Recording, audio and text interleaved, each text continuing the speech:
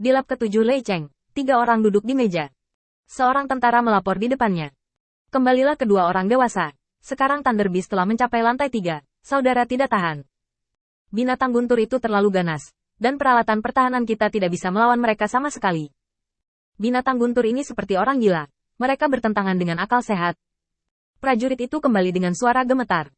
Namun, kata-katanya jatuh di telinga ketiganya, tetapi itu sangat keras. Jinyi setengah baya, yang dipimpin olehnya, mendengus dingin. Saya tidak bekerja dengan baik. Datang ke sini, tarik ke bawah dan memenggal kepalanya. Jinyi setengah baya tidak lain adalah Wang Lei, mantan penguasa kota Lei Cheng. Beberapa hari yang lalu, dia masih bersenang-senang di kota Tien. Tetapi karena invasi kuil penguasa cahaya, dia kehilangan tatanya. Dari pemain top yang bertanggung jawab atas hidup dan mati ratusan juta, ia telah menjadi orang lumpuh tanpa hak. Jika bukan karena toleransi kuil penguasa cahaya, dia pasti sudah mati oleh pedang sejak lama. Ketika dia berpikir untuk berlutut di depan penguasa cahaya dan memohon belas kasihan hari itu, hati Wang Lei melonjak marah. Ini hanya menipu. Di matanya, mereka yang menyalakan bait suci Tuhan adalah iblis. Di luar rumah, permohonan belas kasihan para prajurit berhenti tiba-tiba, dan Wang Lei masih sangat marah, dan melambaikannya dengan santai. Jika saya mengerahkan 1000 orang, saya tidak percaya lagi. Saya tidak bisa menghentikan binatang guntur ini. 2 orang di samping Wang Lei menggelengkan kepala diam-diam. The Thunder Beast sudah memasuki kota guntur.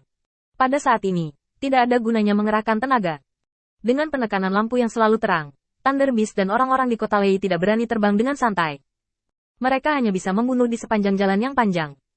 Bayangkan saja, di persimpangan yang begitu besar, tidak lebih dari 100 orang yang bertarung. Saat ini, pilihan terbaik adalah menambah jumlah orang yang kuat untuk bertarung, bukan menambah jumlah orang yang lemah. Tuan Kota Tuan, saya belajar dari para prajurit itu bahwa kemunculan binatang guntur kali ini sangat kebetulan. Mereka tampaknya memiliki kekuatan yang sangat kuat, dan mereka memiliki banyak kebencian.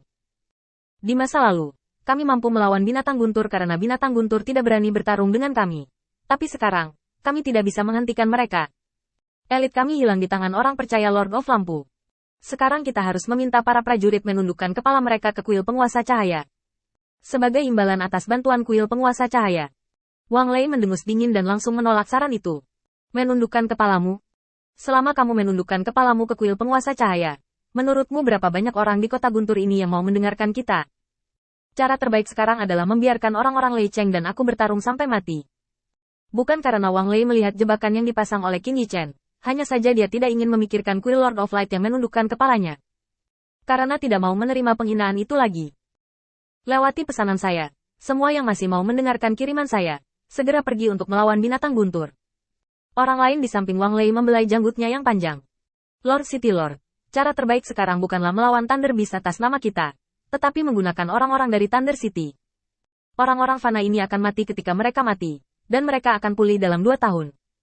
Kita tidak boleh tunduk pada kuil penguasa cahaya. Sekali kamu menundukkan kepala, kamu tidak akan pernah melihat ke atas. Wang Lei setuju dengan pernyataan ini. Hanya dalam 10 napas, beberapa orang menentukan masa depan rakyat Lei Cheng. Dengan harga kerusakan yang tak terhitung jumlahnya pada Lei Cheng, biarkan kuil penguasa cahaya pergi dari sini. Wang Lei mengepalkan tinjunya. Lei Cheng pasti miliknya. Seiring dengan binatang guntur, mereka memasuki lantai 9 kota guntur. Orang-orang di sini sudah mulai menjadi sangat padat, dan sulit untuk bergerak 1 inci pun. Melihat bahwa cahaya guntur mulai mendatangkan malapetaka di sisi lain dari jalan yang panjang, ratapan dan tangisan mengguncang ke segala arah. Terutama ketika mereka melihat adegan di mana para prajurit diterbangkan oleh binatang guntur dan daging dan darah mereka terbang. Mereka segera menghancurkan garis pertahanan terakhir mereka. Bai Mao menggertakkan giginya dengan keras. Seorang pria dengan darah jantan akan mengikutiku untuk bertarung. Aku tidak percaya. Lei Cheng yang besar tidak dapat menemukan beberapa andalan, dan tidak dapat menemukan beberapa orang yang dapat melawan binatang guntur. Tidak pernah ada dewa atau orang suci di dunia ini, hanya kita sendiri. Bai Mao mengeluarkan sebuah batu yang berserakan dengan cahaya guntur dan menghancurkannya di tangannya. Tiba-tiba, guntur dan kilat mengamuk di sekujur tubuhnya, dan rambut serta pakaiannya menjadi hitam dengan kecepatan yang terlihat oleh mata telanjang. Semua orang yang hadir tercengang.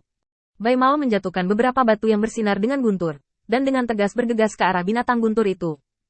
Jika kamu bahkan tidak memiliki darah ini, maka aku, Lei Cheng, akan dihancurkan hari ini. Bai Mao bergegas ke depan, dan ledakan sonic boom memekakkan telinga. Begitu binatang guntur menyadarinya, rambut putih itu bergegas ke depan binatang guntur, dan tubuh kecil itu langsung menabrak binatang guntur besar itu. Bang! Setelah suara teredam, nasi berambut putih terbang keluar, dan seteguk darah menyembur keluar. Binatang guntur ini ratusan kali lebih kuat dari yang dia duga. Bahkan jika Anda menggunakan batu petir untuk merangsang kekuatan Anda sendiri, dengan biaya kehancuran fisik, Anda tidak dapat menukar kekuatan untuk melawan binatang guntur. Tubuh Bai Mao jatuh ke tanah, dan debu yang tak terhitung jumlahnya menyapu. Dia berjuang untuk menopang tubuhnya dan naik lagi.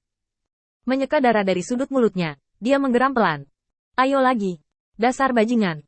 Bai Mao meraung dan meraung. Dia tidak pernah berpikir bahwa dia akan memiliki seorang penolong. Alasan mengapa Lei Si dijatuhkan adalah karena dia hanya membutuhkan satu bagian, dan yang lainnya tidak dapat digunakan. Sekarang ini adalah pertarungan hidup dan mati, dan Bai Mao sangat jelas bahwa kali ini dia tidak bisa kembali. Sekali lagi, dia terlempar oleh binatang guntur, dan senyum antropomorfik muncul di kepala besar binatang guntur itu. Menunjuk Bai Mao dengan satu tangan dan menutupi perutnya dengan tangan lainnya.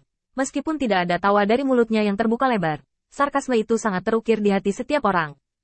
Bai Mao berdiri lagi dengan dukungan, lengannya terbungkus lemas di sisinya, sudah patah. Tiba-tiba, satu orang bergegas keluar dari kerumunan dan meraih batu guntur di tanah. Dia benar. Tidak pernah ada dewa di dunia ini, apalagi Master Cahaya. Hanya ada manusia biasa seperti kita. Tidak peduli seberapa kecil kita tidak bisa dibantai seperti ini. Dengan orang pertama, ada orang kedua, ketiga. Batu guntur di tanah sepertinya tidak ada habisnya. Ratusan, ribuan. Sampai binatang guntur itu berdiri di depan semua orang dengan wajah penuh tekad. Melihat semut yang marah ini, kepala raksasa dari binatang guntur perlahan ditekan, dan udara panas dari lubang hidungnya dipenuhi dengan kilat. Ini menegaskan bahwa semut ini tidak gila. Melihat manusia yang tubuhnya berangsur-angsur berubah menjadi coklat, Thunder Beast membuka mulutnya dengan tajam setelah ragu-ragu selama 3 napas dan meraung ke arah kerumunan. Mengaum. Gelombang suara besar mengguncang tanah. Ubin rumah bertebaran di mana-mana.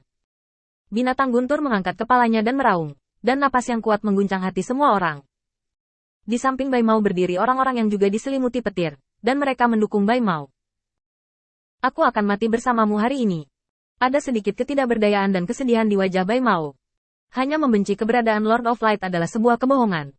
Namun, orang-orang di sekitar Bai Mao tidak peduli dengan pikirannya, dan mereka meraung bersamaan dengan keputusasaan dan kesedihan. Mati bersama, kenapa tidak?